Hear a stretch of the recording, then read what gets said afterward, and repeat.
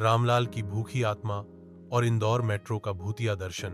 इंदौर से कुछ दूर उज्जैन के पास एक छोटे से गांव में रामलाल नाम का एक व्यक्ति रहता था। उसकी सबसे बड़ी दिल्ली ख्वाहिश थी इंदौर की मेट्रो ट्रेन देखना और उसमें बैठकर हवा से बातें करना।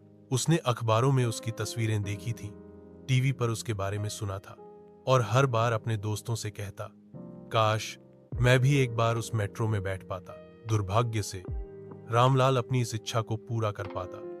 उससे पहले ही एक दिन उसे बुखार आया और वो चल बसा, लेकिन उसकी आत्मा को शांति नहीं मिली।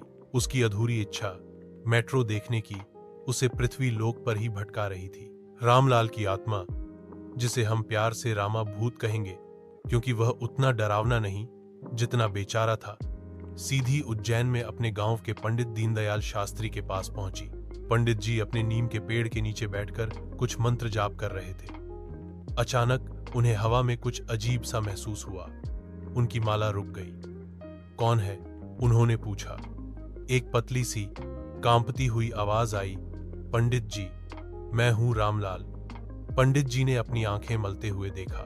उन्हें रामलाल का हल्का सा साया दिखा जो किसी धुएं के गुबार जैसा था। अरे रामलाल, तू यहां क्या कर रहा है? तेरी तो मुक्ति हो गई थी ना? रामा भूत ने दुखी होकर कहा। मुक्ति कहां पंडित जी, मेरी आखिरी इच्छा अधूरी रह गई। मुझे इंदौर मेट्रो देखनी थी, उसमें बैठना था। पंडित जी ने अपना माथा खुजाया। मेट्रो? अब ये भी बाकी रह गया? लेकिन बेटा रामलाल, तू तो अब मतलब शरीर में नहीं है, मेट्रो में कैसे बैठेगा? वही तो दिक्कत है पंडित जी। रामा भूत ने अपनी अदृश्य मुट्ठियां भींची। मैं जब भी इंदौर जाने की सोचता हूं, कोई ना कोई मुझे रोक लेता है। हवा के झोंके मुझे उज्जैन वापस ले आते हैं। मुझे उस चमकती हुई ट्रेन को देखना है। पंडित जी को दया आ गई। आखिर एक आत्मा की अधूरी इच्छा पूरी करना भी तो धर्म का काम था।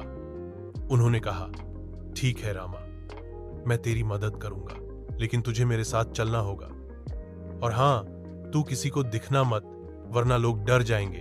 अगले दिन पंडित जी ने अपनी स्कूटी निकाली। रामा भूत उनके पीछे अदृश्य रूप से बैठ गया। कम से कम पंडित जी ने ऐसा महसूस किया।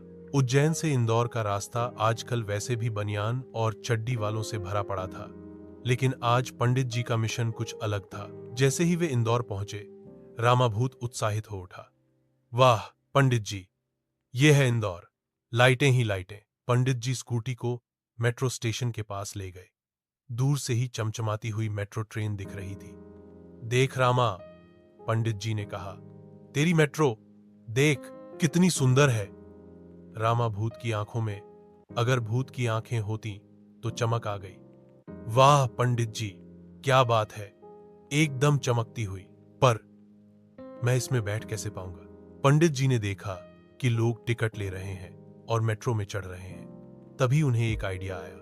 उन्होंने अपने झोले से पुराना न्यूज़पेपर निकाला जिस पर मेट्रो की बड़ी सी तस्वीर छपी थी। उन्होंने उस पेपर को रामा भूत के सामने हवा में लहराया और बोले, देख रामा, ये रही तेरी मेट्रो। इस पेपर को पकड़ ले, महसूस कर, इसमें ही बैठ जा। रामा भूत ने अपनी अदृश्य शक्ति से उस पेपर को पकड़ने की कोशिश की।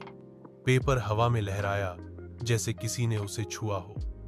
वाह पंडित जी, मैं बैठ गया, इसमें तो एग भी है। रामा भूत खुशी से झूम उठा।